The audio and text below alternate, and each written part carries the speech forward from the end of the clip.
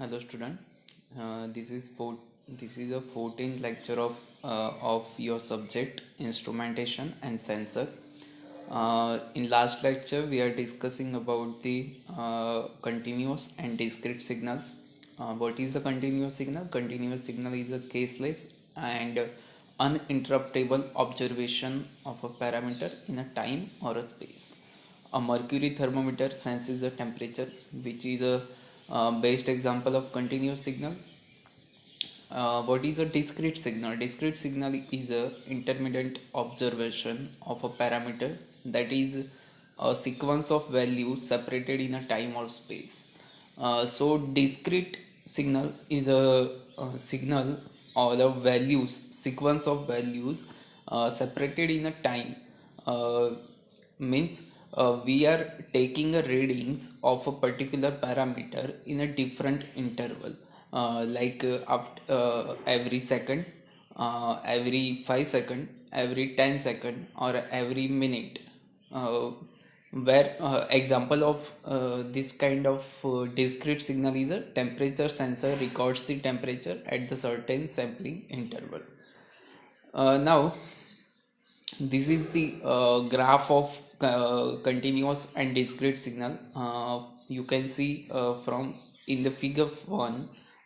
In figure A, it shows the continuous time signal. When What is the formula of signal? Xt is equal to t square, and this signal is continuous in a time, so it has every value at every second or every thousand of second. Divide means we have values at every interval of time, where in discrete signal we have values of signal at certain time interval. So you can clearly see what is a continuous signal and what is the discrete signal. Now this is a new one. What is aliasing? The most often discussed consequence of a discretization is aliasing by undersampling. So what is the aliasing? Aliasing is a nothing but the undersampling. Or what is the undersampling?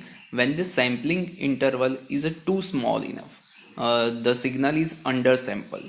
Means if we take the sampling interval is too small, then the signal is undersampled and periodically appears the aliased into the signal of lower frequency content. So this is the explanation of aliasing. You can see in the figure A, this is the original signal xt, and below the original signal we have a figure B, in which we are sampled the signal. Wall signal is sampled at the certain time.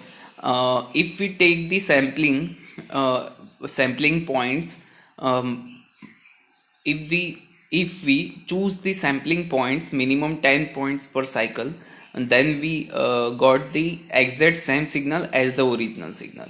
But if we took the less points per cycle, then our sampling interval will be increased. So you can see the figure C and figure D, in which in figure C we take the samples at less sample per period. Then we got the figure D, in which our time interval is changed. So in practice, a minimum 10 points per cycle is recommended.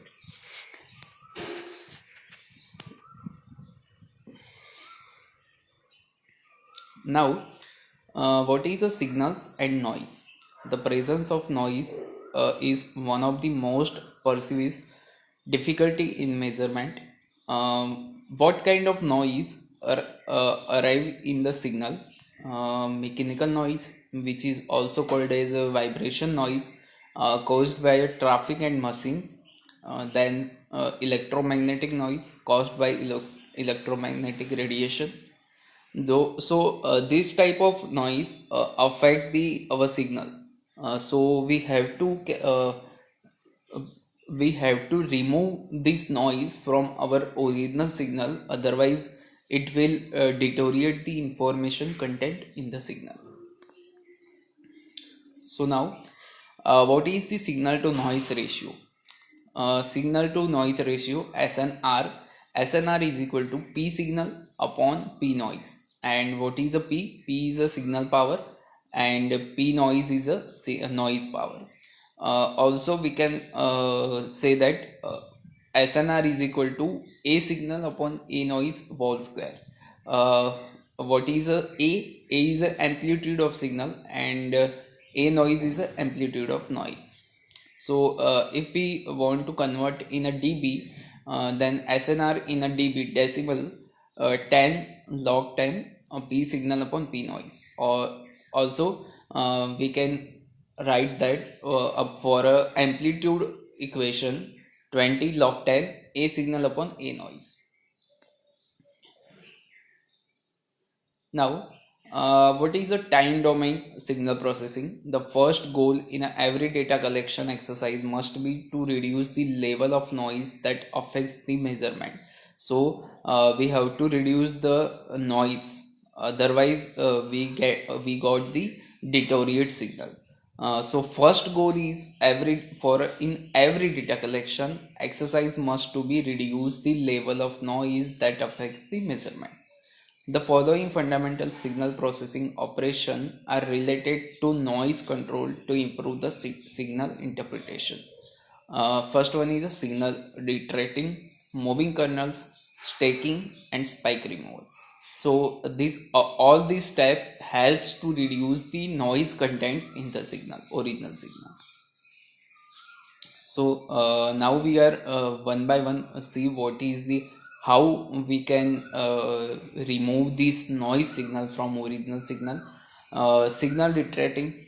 Signal retracting can be used to remove the undesired low frequency noise. Read carefully. What is signal retracting? Signal retracting can be used to remove the undesired low frequency noise. This operation consists of at least squares fitting a low frequency trend function TR to noise signal X and subtracting the trend from the measurement T obtain the retracted signal. So we are minus this trend function from the original signal and we got the retracted signal. Selected trend function typically include a constant value or a straight line or a long period sinusoidal. So selected trend TR. What is TR? TR is a trend signal, trend function which is subtracted from the original signal. We can take these trend signal like a constant value or a straight line or a long period sinusoidal signal. You can see the example of signal retracting. Signal with a straight line trend like this. Xi is a original signal and which is subtracted from the straight line trend signal and we got the retracted signal without spike. So the spike is coming in the retracted signal, so we got the noise here.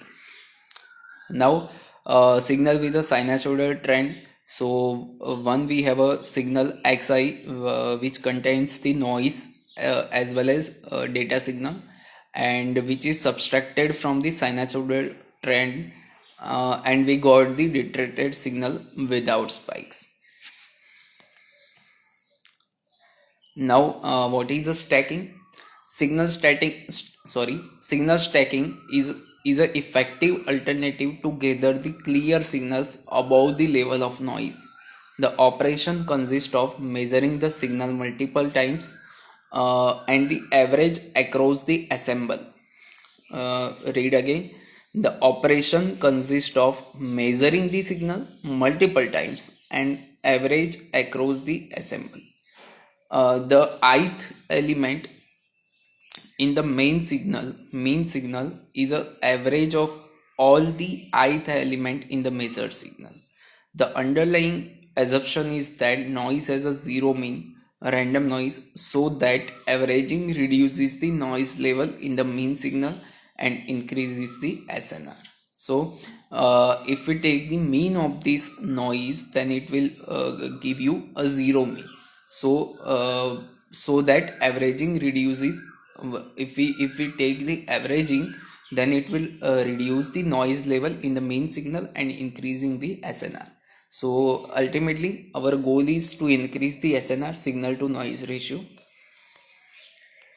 So noise control by signal stacking in the time domain, the SNR increase as the number of stacked signal increase. So you can see one signal, then if we took the two signal, four signal, eight signals, 16 signals, then you can see that if we increase the number of signals, then we got these mean the spikes in the signal is reduced. If we You can see that if we take the one signal, then we have a more spike. Then if we merge these two signals, then it contains slightly less spikes than this one signal. If we combine the four signals, then it will further reduce the spikes. And if we combine eight signal, then also further reduce the spikes.